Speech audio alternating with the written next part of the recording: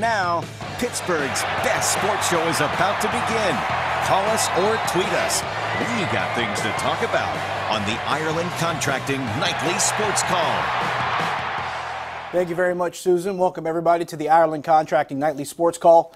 I'm your host, Josh Taylor, in tonight for Rich Walsh. And joining me in studio, columnist from the Pittsburgh Post-Gazette, also has his own show on 93.7 The Fan, aptly named the Paul Zeise Show. Paul Zeise joins me right now in studio. Paul, there's a few different things that we can move about here, but we will start with the one that's kind of been the big topic for maybe the last 36 hours or so. And I talked to Ron Cook about this last night. Want to get your take on it. James Harrison's comments, first off, about Mike Tomlin versus Bill Belichick, and then some other comments that he made about some of the things that maybe Mike Tomlin could do better as a head coach. And some of those comments seem to kind of gravitate back around towards him as far as how certain players are handled and favoritism and such. I wanted to get your thoughts on everything you took from what James Harrison said. Well, I wrote about it today for the Post-Gazette. I mean, I think he comes off really petty in this thing, but I don't know that he's 100% wrong. I think there's some truth to what he's saying. I think that Mike Tomlin could probably do a better job of buttoning some things up with his team and adding a little bit more discipline. I don't think that he has to go all Bill Belichick, but I think that one of the things that hurts this team is a lack of attention to detail at times. I think they're focused sometimes on the wrong things, and you know what? It might cost them, the difference between maybe winning a couple of games here and there. Now, again, that's not the only reason they've lost games in the playoffs, but at the end of the day,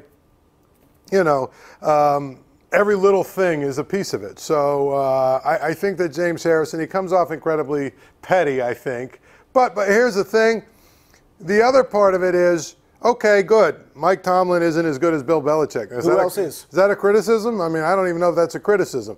And the thing about playing favorites, you know what? Every coach in America has figured out you've got to keep your best players happy, and you've got to have maybe some little bit more leeway for your best players. Like Tomlin said when Antonio Brown was dancing and stuff. Well, what am I going to do, bench him? I mean, the bottom line is you've got to figure out a way to have a happy medium. And, if Antonio Brown was like the 53rd man on the roster barely hanging on and he got penalties dancing, okay, you probably cut him. That's different. He's your best player. You can't really take him out. You can't bench him. You can't do those things. But, again, it still comes down to I don't know that James Harrison was 100% wrong. Was it Jimmy Johnson that talked about 53 different rules for 53 different guys? Was that Jimmy Johnson? Exactly. Was it Kirvin Richards that Jimmy Johnson cut for fumbling? I believe that. And basically, he didn't want him on the roster anyway. He just, you know what I mean? It was like basically, okay, we can set an example here and cut a guy we're not going to keep anyway. Built a pretty good team doing it. Yeah, exactly. I guess that's a good example to use. Let's shift over to the Pirates. By the way, they have finally started the game in Cincinnati. I think it's almost a 3-hour rain delay. They have finally gotten it started. What's the point of that? I'm curious about that, too. The only thing I can gather from it, Paul, is that they sound as though the weather forecast doesn't look much better for tomorrow.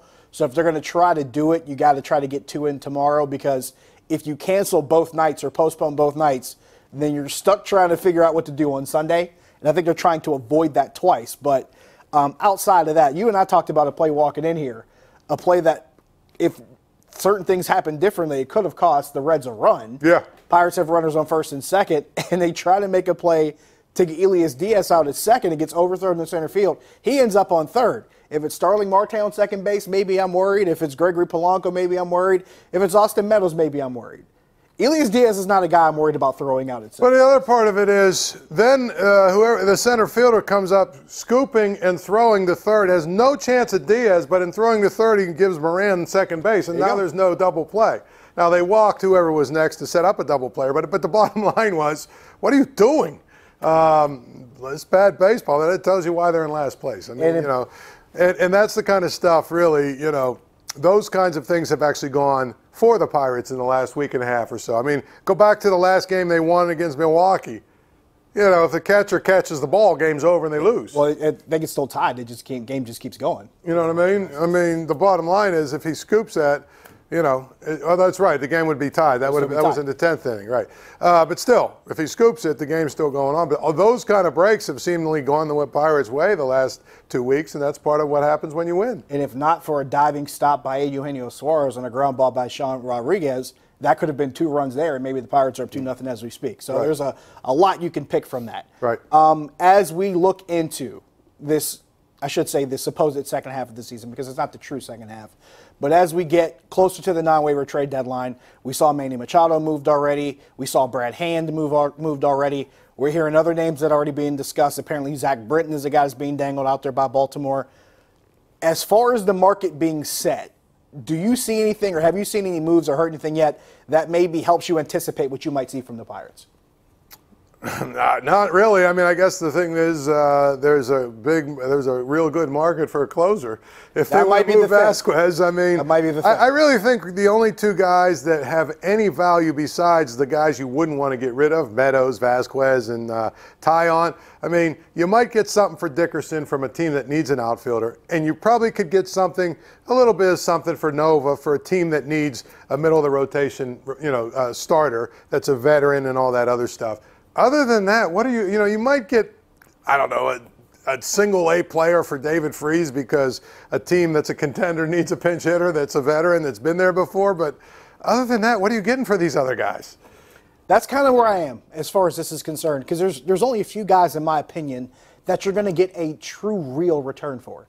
And those are guys that they probably don't want to move. You could get a return for Starling Marte, but do you want to move a Starling Marte right now? You could get probably a decent return for a Felipe Vasquez.